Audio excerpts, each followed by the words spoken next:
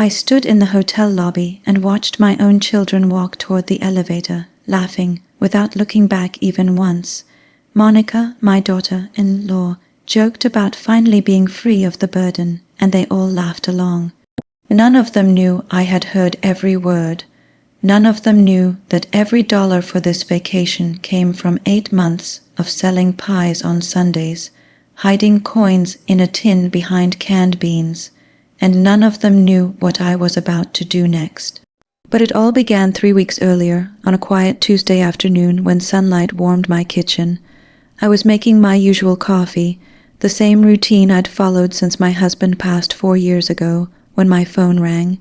It was my eldest son, Raphael, using that gentle tone he always used when he wanted something. "Mom, I have a great idea," he said excitedly. My heart fluttered the way it always did when my children included me. He talked about a family holiday trip, just like old times, a coastal hotel, pools, activities for the kids, everyone together again. I felt tears sting my eyes. It had been so long since I felt truly included. "That sounds wonderful," I told him softly. He explained the dates, 7 days in January, all of us together.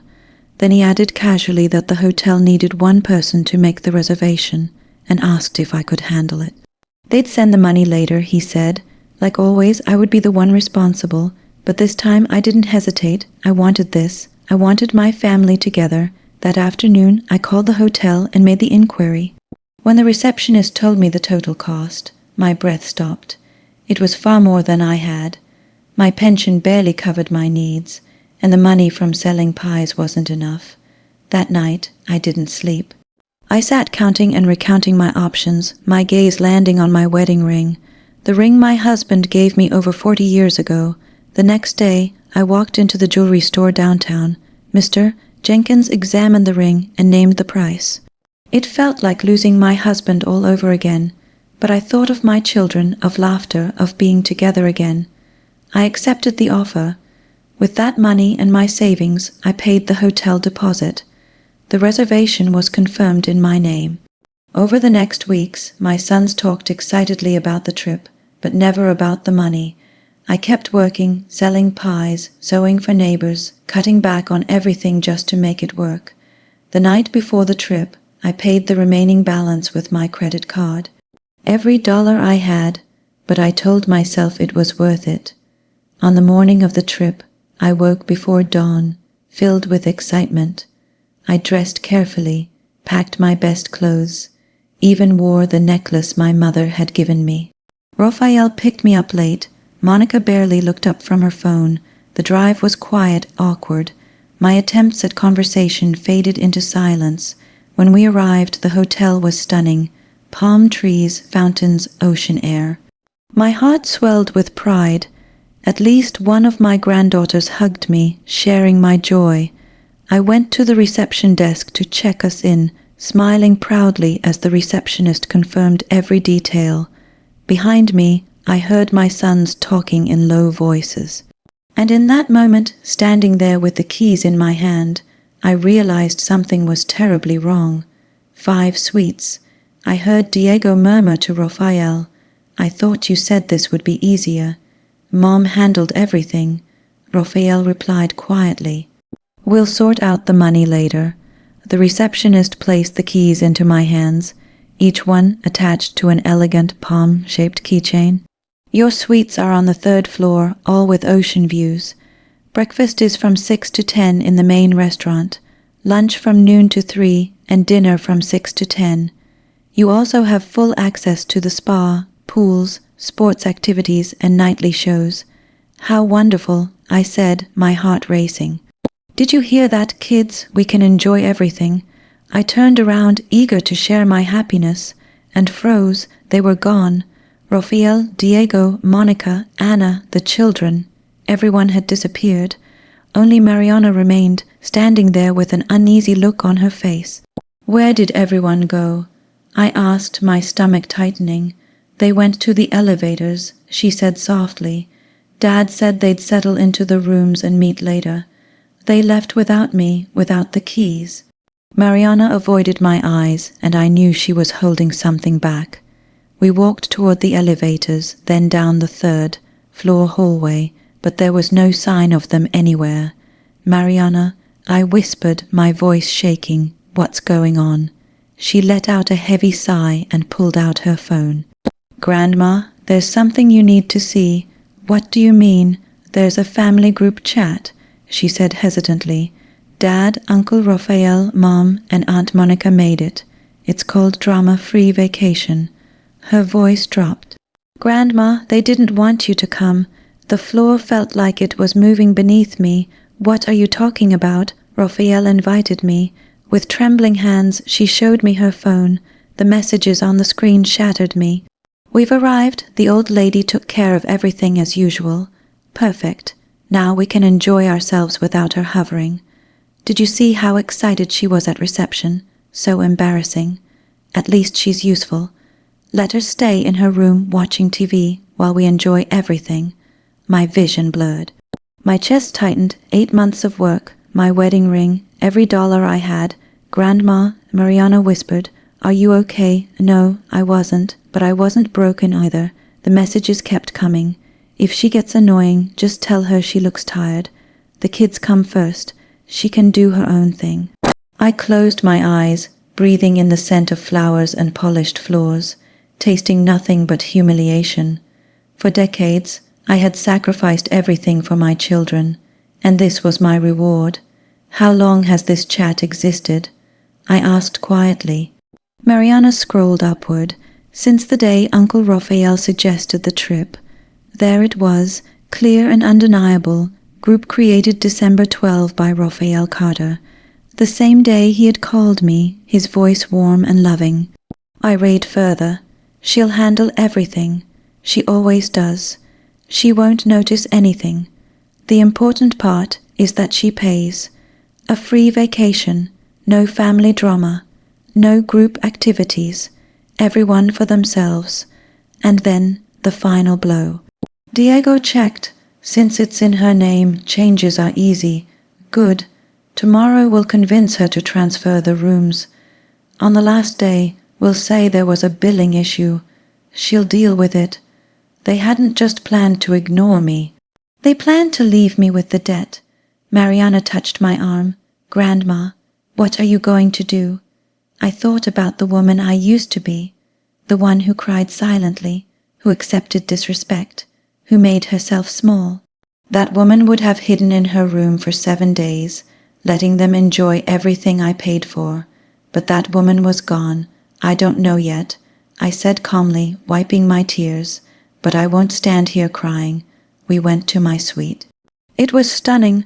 White sheets, ocean breeze, marble floors. Everything I had dreamed of while saving every penny. Yet it felt hollow. From the balcony I could see them, laughing, swimming, drinking cocktails. "Carefree?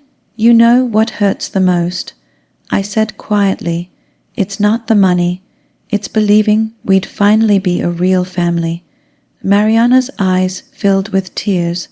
I told them it was wrong. They said I wouldn't understand. Difficult decisions.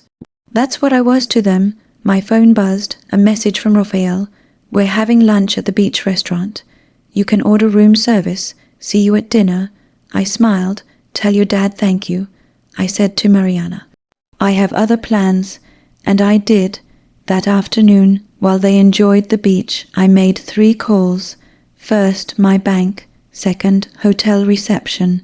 Third, my lawyer, because if my children thought they could use me, they were mistaken. The game had just begun, and this time I held every card. While they laughed in the sun, believing they had won, I sat in my room putting my plan into motion. I had learned something in 65 years. Patience is power, especially when people underestimate you. My first call was to the bank. After long minutes on hold, a woman finally answered. "National Bank, this is Carmen speaking. How may I help you?" "Good morning, Carmen," I said calmly. "My name is Estella Williams, and I need to report a possible fraud attempt on my credit card." The bank representative's tone shifted immediately. "Of course, Mrs. Williams. May I have your card number and date of birth to verify your identity?" Once my information was confirmed, I explained everything carefully, choosing my words with precision. I believe a family member intends to falsely dispute charges I personally authorize, specifically a hotel reservation totaling $4,200. I paid for it willingly and in full. I understand your concern, Carmen replied. Do you have any evidence suggesting a fraudulent dispute may occur? Yes, I said. I have all reservation documents, payment confirmations, and witnesses who can confirm I authorized every charge. Additionally, my granddaughter overheard my son discussing plans to dispute the charges today. Carmen paused, typing notes. I'm placing a protection alert on your account, Mrs. Williams. If anyone attempts to dispute these charges, it will automatically trigger a fraud investigation. The charges will remain valid unless proven otherwise. I'll also email you a form to formally document this situation. When I hung up, I felt steadier. It wasn't victory, but it was the first line of defense. My second call was to hotel reception. Good afternoon. May I speak with the manager, please? 5 minutes later, a calm voice came on the line. Mrs. Williams, this is Miguel Anderson, the hotel manager. How can I help you? I explained the situation, how I had paid for the reservation, and discovered my family planned to manipulate billing afterward. I understand completely, he said gently. Unfortunately, this does happen. I need 2 things, I replied. Written confirmation that I am the sole holder of the reservation and that all payments were made voluntarily by me, and if anyone attempts to modify the reservation without my presence, I want to be notified immediately. Absolutely, he said. I'll instruct the staff and send you an official letter today. One more thing, I added, can we meet tomorrow morning? I may need to make changes. Of course, 9 a.m. Perfect. The third call mattered most. I dialed the number of Mr. Jenkins, the same lawyer who had helped my husband years ago, Jenkins and Associates. This is Estella Williams. I need to speak with Mr. Jenkins urgently. 3 minutes later, his familiar voice filled my ear. Estella, what's going on? I told him everything. The lies, the group chat, the plan to leave me with the debt. He was silent for a moment. Estella, this is serious. What they're planning qualifies as financial fraud and elder abuse. The word stunned me. Elder abuse? Yes. Using deception to gain financial benefit from a senior is a federal offense. Disputing legitimate charges is also bank fraud. What can I do? I asked. You've already done the right thing by contacting the bank. I'll email you a sworn statement confirming you paid voluntarily. Have it notarized. Most hotels offer notary services, and you need to consider whether you want legal action. The thought hit me hard. Suing my own children felt unbearable. I don't want revenge, I said quietly. I just want this to stop. I understand, he replied, but know this. You have power and options. Protect yourself. When the call ended, I sat in silence as the sun dipped low, painting the room gold. From outside I could hear laughter, my family returning from the beach carefree. At 6:30 there was a knock. Raphael, hey Mom, how was your afternoon? Very productive, I replied. His smile stiffened. Productive how? Calls, paperwork, adult responsibilities. He hesitated. Speaking of paperwork, Diego and I were thinking maybe we should help manage some hotel details, like holding extra keys, just in case. In case of what emergency? I asked calmly. He blinked. Well, you know, just in case, Raphael. I said evenly, I'm 65, not incompetent. I can manage my own reservation. Oh, of course, I didn't mean. What did you mean? He stumbled, then gave up. Nothing, forget it. Are you coming to dinner? Yes, I said. After all, I'm paying for it. His face flickered. We'll split everything later, like we said. When did we say that? I asked. Did we ever agree this was shared? He had no answer. At dinner I watched them closely, the drinks ordered without hesitation, the desserts piled high, the conversations held as if I weren't there. But I also noticed Mariana watching me, worried, and the younger grandchildren laughing freely, innocent of the adults' cruelty. Not everyone had betrayed me. Later that night, Mariana came to my room. "Grandma, what's happening? Your father is confused," I said gently, because his plan isn't working. I told her everything I could. "Are you cancelling the trip?" she whispered. "No," I said, smiling, truly smiling. "I'm doing something better." "What?" "I'm giving them exactly what they earned." At 5 a.m., I was already awake. I woke up at 5 in the morning, not because of an alarm, but because my body had learned discipline during those long months of selling pies. Only this time, I didn't wake with exhaustion or dread. I woke with purpose. Today, everything would change. I showered slowly, savoring the calm. Then I dressed in my navy blue suit, the one I had bought for my husband's funeral and never worn again. Today felt important enough. At 6:30 a.m., I went down to the restaurant. It was nearly empty, exactly what I needed. As I sipped my coffee and reviewed the documents Mr. Jenkins had emailed me, I noticed Miguel Anderson, the hotel manager, enter the room.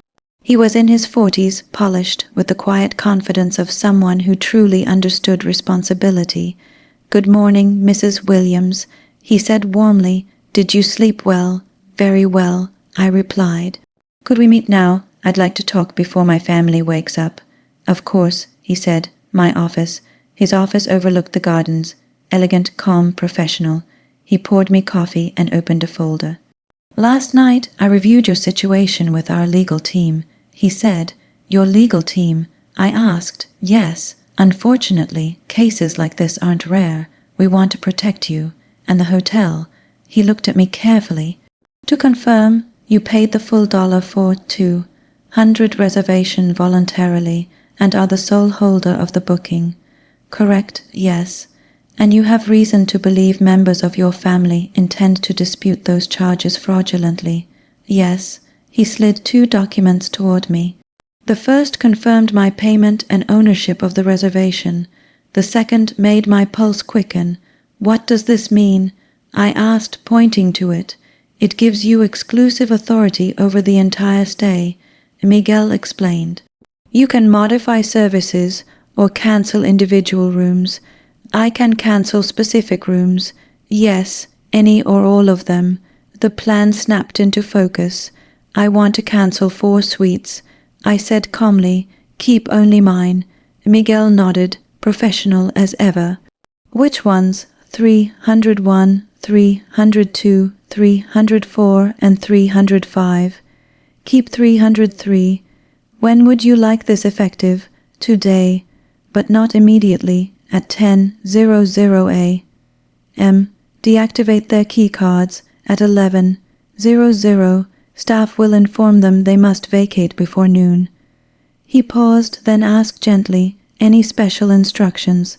"Yes, make it clear this was my decision, not the hotel's, and if they become aggressive, involve security." Miguel studied me for a moment. "May I ask what brought you to this decision?" "Do you love your family?" I asked.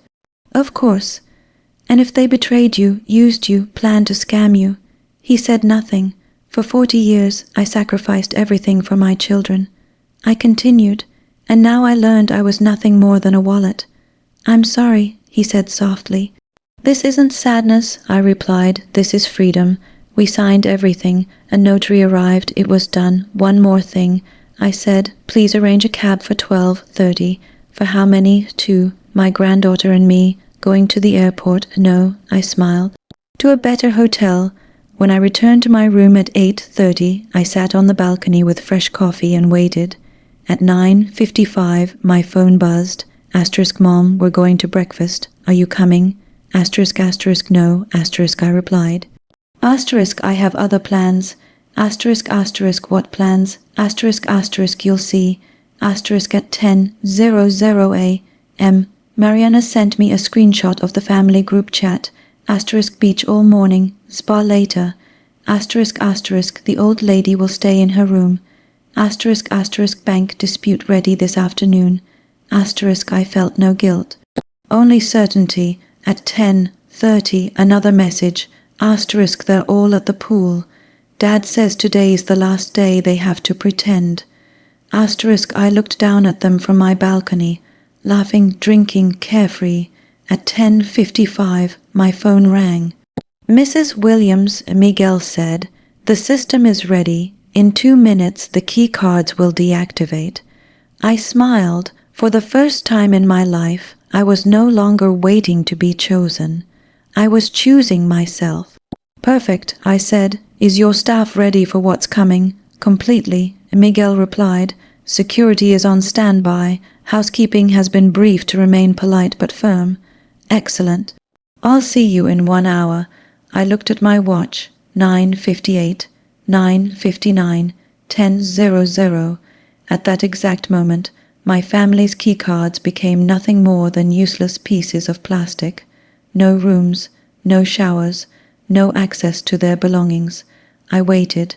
At 10:07, I saw Anna stand up from her lounge chair and head toward the elevators, probably to grab sunscreen or a towel. At 10:11, my phone vibrated. Mariana, Grandma, Mom is yelling at reception. Her keycard isn't working. 3 minutes later, Mariana, now they're all there. Dad looks furious. The receptionist is explaining something, but I can't hear clearly. At 10:20, Raphael called. Mom, he said, trying to sound calm but failing, there's a problem. The keycards aren't working. Can you come down and help fix this? What kind of problem?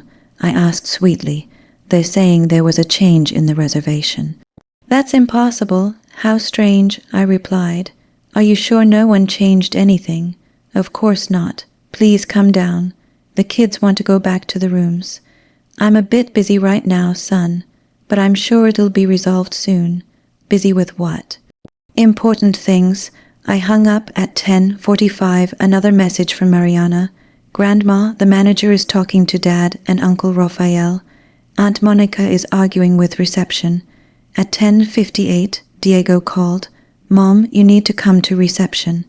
There's a serious misunderstanding. What misunderstanding? They say you cancelled our rooms. That's ridiculous, right? Why would it be ridiculous, Diego? A pause. Because there's no reason for you to do that. There is. Silence, Mom, he said slowly. What's going on? I'm sure Miguel explained it. You know the manager. We had a very productive meeting this morning. Another pause. Longer this time. Mom, Diego whispered. You cancelled our rooms. Yes. Why? Because I can. I hung up at exactly 11:00. I watched from my balcony as Miguel, a guest services supervisor, and a plainclothes security guard approached my family by the pool. I saw confusion turn into shock, then anger. The children clung to their parents, frightened and confused. At 11:05, someone pounded on my door. I opened it to find Raphael, Diego, Monica, and Anna standing there, faces twisted with fury and panic. Behind them, the grandchildren waited silently, clutching beach bags. What the hell is going on? Monica shouted, "Good morning," I said calmly, stepping aside. "Please come in. Don't play games, Estella," she snapped. "The hotel says you cancelled our rooms. Why is that ridiculous?" I asked. "Because we're your family." That's what I thought. Raphael stepped forward, voice soft and rehearsed. "Mom, this is a misunderstanding. Let's go downstairs and clear it up." "There is no misunderstanding," I said. "I cancelled your rooms because you're no longer welcome on my trip." "Your trip?" Anna asked, stunned. I thought this was a family vacation. So did I, until I learned you don't consider me family. What are you talking about? Diego demanded. I held up my phone and showed them the screenshots. Their faces collapsed as they read their own words. "This isn't what it looks like," Raphael stammered. Then explained free vacation with no family drama. I said quietly. No one spoke. "Mom," Diego said finally, "you can't." "This, we have children.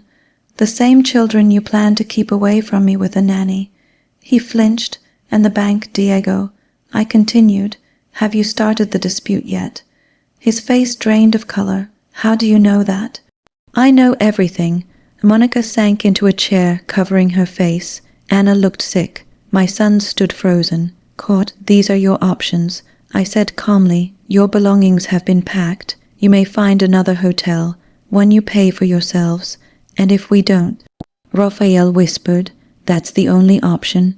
You can't abandon us. Monica screamed. I met her eyes. Who abandoned whom first? The silence was crushing. You're destroying this family. Anna sobbed. No. I said, this family destroyed itself when you decided I was disposable. Diego reached for me. Mom, please. We can fix this. You planned this deception from the very day you invited me. I replied, the group chat proves it. Raphael lowered his head. That was the moment they understood. The game was over. I watched him collapse from the inside. There was no denial left, only defeat. Fine, Monica said, standing up, no longer hiding her fury. You want to play the martyr, have your dramatic moment. Just don't expect us to come running when you're lonely again. Her words were meant to wound me, to trigger that old fear of being alone. I walked to the door and opened it. I would rather be alone.